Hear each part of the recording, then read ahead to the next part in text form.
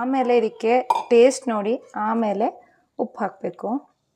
ನೋಡಿ ಇವಾಗ ಕಂಪ್ಲೀಟಾಗಿ ಬೆಂದಿದೆ.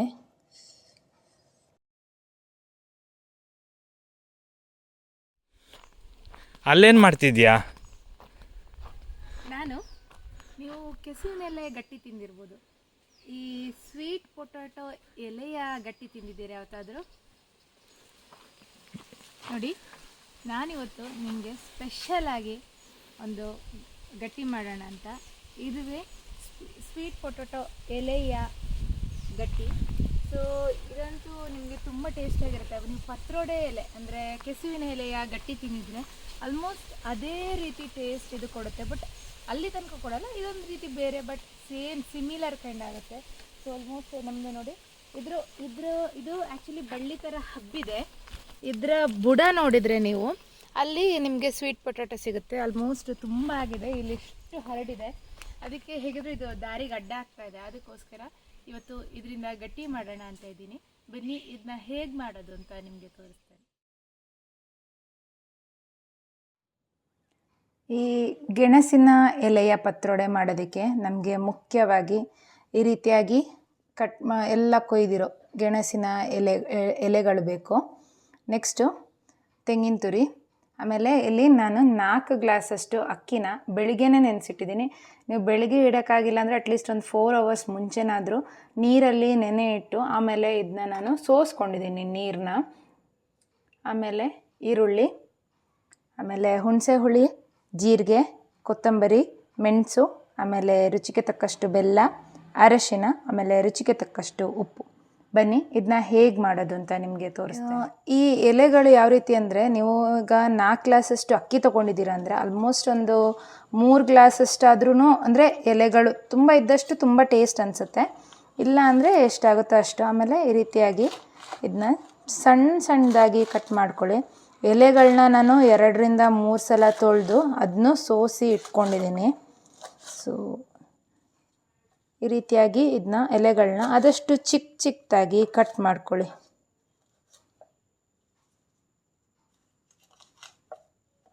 ಎಲ್ಲಾದರೂ ದೊಡ್ಡದೆಲ್ಲಾದರೂ ಮಿಸ್ ಆಗಿತ್ತು ಅಂದರೆ ಅದನ್ನು ಸೇರಿಸಿ ಈ ರೀತಿಯಾಗಿ ಚಿಕ್ಕದಾಗಿ ಎಲೆಗಳನ್ನ ಕಟ್ ಮಾಡ್ತಾ ಬನ್ನಿ. ನೋಡಿ ಈ ರೀತಿಯಾಗಿ ಎಲ್ಲ ಎಲೆಗಳನ್ನ ಕಟ್ ಮಾಡ್ಕೊಳ್ಳಿ. ಸೊ ಎಲೆಗಳು ಕಟ್ಟಾದಮೇಲೆ ನಾವು ಇದಕ್ಕೆ ಬೇಕಾಗಿರೋ ಮಸಾಲೆನ ರೆಡಿ ಮಾಡ್ಕೊಳ್ಳೋಣ. ಒಂದು ಮಿಕ್ಸಿ ಜಾರ್ಗೆ ನಾನೊಂದಿಲ್ಲಿ ಅರ್ಧ ಕಪ್ಪಷ್ಟು ತೆಂಗಿನ ತುರಿನ ತೊಗೊಂಡಿದ್ದೀನಿ. ಅದಕ್ಕೇ ಹುಣಸೆ ಹುಳಿ, ಜೀರಿಗೆ, ಕೊತ್ತಂಬರಿ, ನಿಮ್ಗೆ ಖಾರ ಬೇಕು ಅಂದರೆ ಮೆಣಸು ಜಾಸ್ತಿ ಹಾಕ್ಕೊಳ್ಳಿ. ನಾನಿಲ್ಲಿ 5ರಿಂದ 6 ಮೆಣಸು, ಇದನ್ನೆಲ್ಲನೂ ಗ್ರೈಂಡ್ ಮಾಡ್ತಾಯಿದ್ದೀನಿ. ಆಮೇಲೆ ಬೆಲ್ಲ, ಸ್ವೀಟ್ ಬೇಕಿದ್ರೆ ಸ್ವಲ್ಪ ಕಮ್ಮಿ ಹಾಕ್ಕೊಳ್ಳಿ ಬೆಲ್ಲ.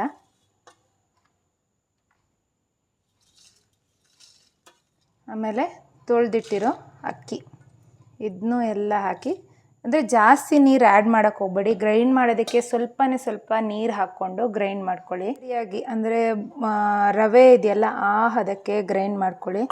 ಆಮೇಲೆ ರುಚಿಗೆ ತಕ್ಕಷ್ಟು ಉಪ್ಪು,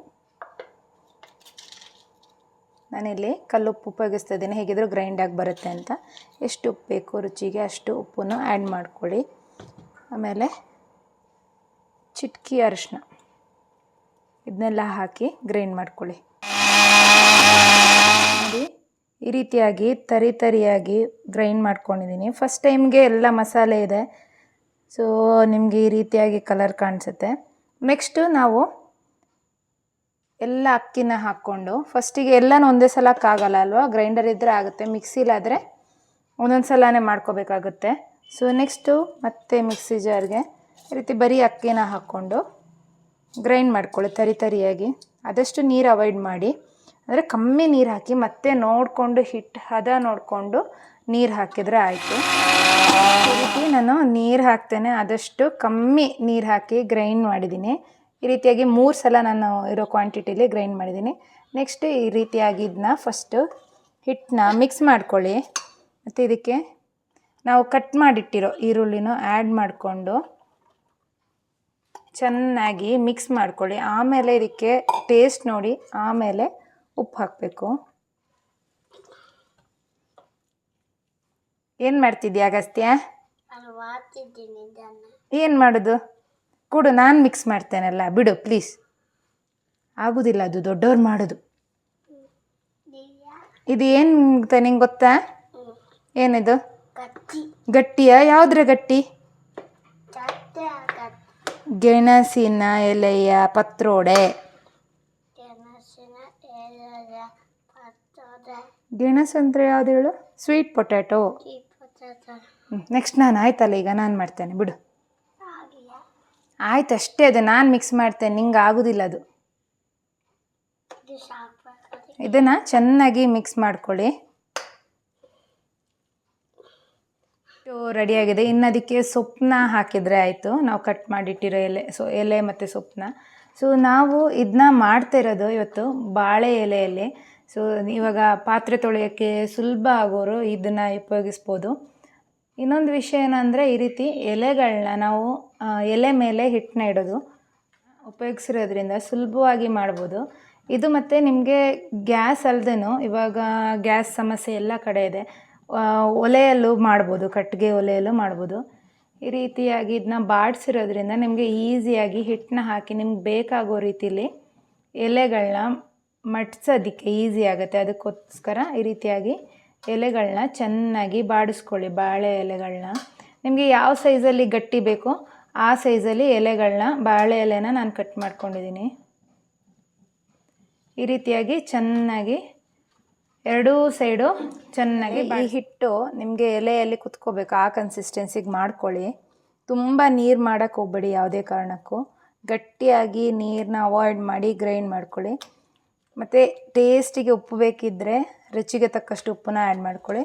ಸೊ ಇವಾಗ ಎಷ್ಟು ಬೇಕೋ ಅಷ್ಟು ಎಲೆನ ಹಾಕ್ತಾ ಬನ್ನಿ. ಹಾಕಿ ಚೆನ್ನಾಗಿ ಇದನ್ನ ಮಿಕ್ಸ್ ಮಾಡ್ಕೊಳ್ಳಿ. ಈ ಎಲೆಗಳನ್ನೆಲ್ಲ ನೋಡಿ ಈ ರೀತಿಯಾಗಿ ಚೆನ್ನಾಗಿ ಮಿಕ್ಸ್ ಮಾಡ್ಕೊಂಡಿದ್ದೀನಿ. ಹಿಟ್ಟು ಅವಾಗ ನಿಮ್ಗೆ ಇನ್ನೂ ಸ್ವಲ್ಪ ಗಟ್ಟಿ ಬರುತ್ತೆ.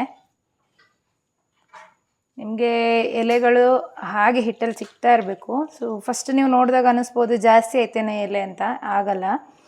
ಸೊ ನೆಕ್ಸ್ಟು ಈ ರೀತಿಯಾಗಿ ಬಾಳೆ ಎಲೆ, ಬಾಡಿಸಿರೋ ಬಾಳೆ ಎಲೆನ ಈ ರೀತಿಯಾಗಿ ಕೈ ಮೇಲೆ ಇಟ್ಕೊಳ್ಳಿ. ಆಮೇಲೆ ನಿಮ್ಗೆ ಯಾವ ಸೈಜಲ್ಲಿ ಗಟ್ಟಿ ಬೇಕು, ಒಂದು ಮುಷ್ಟಿಯಷ್ಟು ಇದಕ್ಕೆ ಹಾಕಿ ಈ ರೀತಿಯಾಗಿ ಈ ಕಡೆಯಿಂದ 4 ಕಡೆನೂ ಈ ರೀತಿ ಫೋಲ್ಡ್ ಮಾಡಿ ಇಟ್ಟರೆ ನಮ್ಮ ಗಟ್ಟಿ ರೆಡಿ ಆಯಿತು.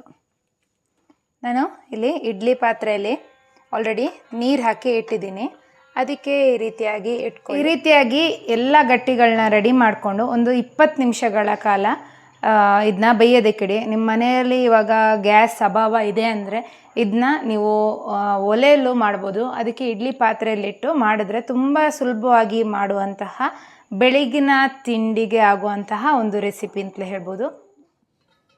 ನೋಡಿ, ಎಲ್ಲ ಗಟ್ಟಿಗಳನ್ನ ಈ ರೀತಿಯಾಗಿ ಒಂದು 20 ನಿಮಿಷಗಳ ಕಾಲ ಬೇಯಿಸ್ಕೊಳ್ಳೋಕ್ಕೆ ಇಟ್ಕೊಳ್ಳಿ.